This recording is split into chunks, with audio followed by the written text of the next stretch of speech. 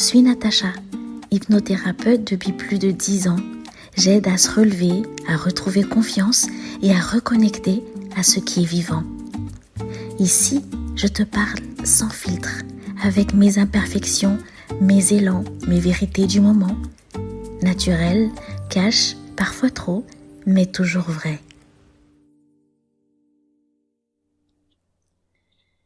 Bonjour.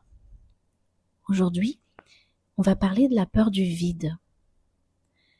Et si tu t'arrêtais 2 minutes de remplir ta vie? Il y a des silences en fait qui pèsent et d'autres qui guérissent. Et franchement, je crois qu'on ne sait plus les reconnaître. En Europe, on remplit tout le temps. Les journées, les discussions, on ne laisse pas de vide. Même les silences, on met des pour pas paraître chelou, tu vois. Le vide qui fait peur. Ouais, le vide fait peur. On supporte pas quand rien ne bouge. Alors on met du bruit, du mouvement, une musique de fond, du contrôle, des plans. On remplit l'agenda. Et du stress aussi, sinon ce serait trop calme. À Bali, le vide est un ami. C'est pas un manque, c'est un espace qu'on pose consciemment. Un espace entre deux gestes, deux respirations, deux offrandes. Je me souviens d'un après-midi à Ubud. J'ai observé un vieil homme assis sur les marches d'un temple. Il faisait rien, mais vraiment rien. Je suis passée, j'ai fait mes trucs, je suis revenue, il était encore là. Il regardait juste les feuilles tomber dans la rivière. Et moi, évidemment, avec mon cerveau occidental, je lui ai dit, je me suis posé la question, je me suis dit, il médite, il attend quelqu'un, il réfléchit à un truc profond. Ben non, il était dans sa vie. Au bout d'un moment, il a tourné la tête, il m'a regardé, il a vu que j'étais pas trop d'ici, il m'a parlé en bredouillant un truc en anglais et j'ai compris qu'il me disait, tu vois, c'est ça être vivant. J'ai cru qu'il allait ajouter un grand concept spirituel derrière, genre l'univers t'invite à t'unir à l'impermanence. Mais non, il a juste mis une fleur dans son oreille et il a continué de regarder la rivière. Et là, j'ai compris que parfois le vide, c'est juste la vie quand elle respire. Chez nous, on confond ne rien faire avec perdre du temps. Mais ici, ne rien faire, c'est laisser la vie nous traverser. Et si tu savais comme ça fait du bien de ne plus devoir mériter sa respiration. Tu vois, mes clientes me disent souvent, Natacha, j'ai peur du vide.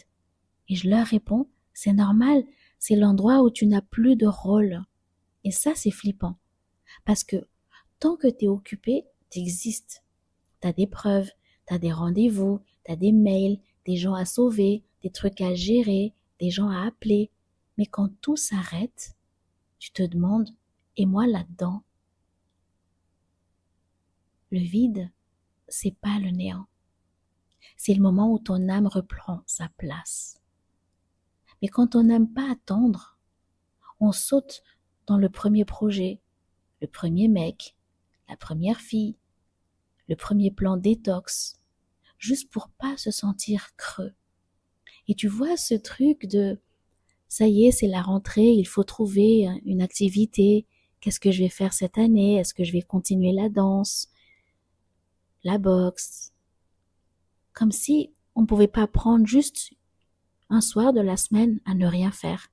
Un rendez-vous avec moi, en fait. Enfin, un rendez-vous avec soi-même, je veux dire. Et après, on dit qu'on n'a pas de chance. Non, t'as juste peur de l'espace entre deux chapitres. Pourtant, c'est là que tout se réécrit. Moi, j'ai longtemps confondu le vide avec le manque. Je croyais que si je m'arrêtais, j'allais disparaître. Comme si exister, c'était forcément être dans le faire, dans l'action. Mais ici, à Bali, j'ai appris que l'inaction, c'est une forme d'intelligence. Parce que c'est dans le vide que les choses s'ordonnent toutes seules. Tu sais, c'est comme quand t'arrêtes de secouer un bocal plein de sable. À force, t'y vois plus rien. Mais si tu poses le bocal, le sable retombe. L'eau redevient claire. Le vide, c'est ça. Le moment où tu redeviens limpide. Et attention, hein, c'est pas toujours zen. Parfois, le vide, c'est moche. C'est toi, c'est ton mental, c'est ton frigo quand il est vide. C'est justement quand on parle de frigo, c'est quand tu regardes ton frigo et tu dis, ah ouais, il faut que je fasse mes courses. Mais si tu regardes bien, je suis sûre que tu peux encore tenir une semaine, ou même plus. On en a toujours de trop. C'est le silence qui grince un peu. Mais reste, respire. C'est ton âme qui range. Et plus tu t'entraînes à rester là, et plus tu découvres un truc de dingue. Tu n'as jamais été vide. Tu étais juste encombré. Encombré de bruit, d'attente, de jugement, d'objectifs mal choisis. Et quand tout ça s'efface, il reste la version la plus pure de toi, celle qui n'a plus besoin de prouver. Et ça, c'est la liberté. Alors si aujourd'hui tu sens que rien n'avance, que c'est le calme plat, dis-toi peut-être que la vie te fait juste une mise à jour. Elle supprime les applis qui bug. Elle redémarre le système et quand c'est prêt, bam, la clarté revient. Dans mon prochain épisode, on parlera de danser sous la pluie. Parce que des fois, il s'agit plus de remplir le vide, mais d'apprendre à célébrer la vie même quand elle te trompe. En attendant, si tu veux t'exercer au vide, essaye un truc simple. Regarde le plafond, respire et fais rien. Au début, c'est flippant. Ton mental va paniquer. À ce moment-là, tu lui dis doucement « Chut, je recharge ma lumière ». Et tu verras, c'est dans le vide que la paix revient. En fait, on a appris à avoir peur de tout ce qu'on ne maîtrise pas. Le vide, c'est l'inconnu. Et comme on ne déteste pas savoir, on préfère se distraire. On comble le vide. Mais si tu regardes bien, c'est souvent dans les moments de vide que les vraies réponses arrivent. Pas celles que ton mental invente à 2 heures du mat, mais les vraies. Celles qui te montent doucement du ventre, comme une évidence. Tu vois, dans mes accompagnements, il y a toujours un moment où mes clientes me disent « J'ai l'impression que plus rien n'avance ». Et je leur réponds « Parfait ». Parce que ce plus rien qu'elles ressentent là, c'est souvent la première fois de leur vie où elles sont pas en train de forcer. Et dans le silence, elles commencent à s'écouter. Et elles paniquent évidemment. Le vide, c'est pas un trou, c'est une transition. C'est le moment où tu passes du faire à être. Et ce passage-là, il fait flipper parce qu'il ressemble à rien qu'on t'ait appris. Dans notre société, si tu fais rien, on te regarde bizarrement. T'as pas de projet? T'as pas d'ambition? T'es pas dans le mouvement? Non, non, je suis dans le moment. Et franchement, c'est là que tu deviens dangereux ou dangereuse en fait. Parce qu'une femme qui apprend à être bien dans le vide, ou un homme qui apprend à être bien dans le vide, c'est quelqu'un qu'on ne manipule plus. Tu cours plus après les autres. Tu n'as plus besoin d'être validé. Tu remplis plus ton silence avec des désolé. Tu existes, point. Et ça fait peur à ceux et celles qui savent pas encore s'écouter. Alors ouais, le vide fait peur. Mais pas parce qu'il est dangereux, mais parce qu'il te rend libre.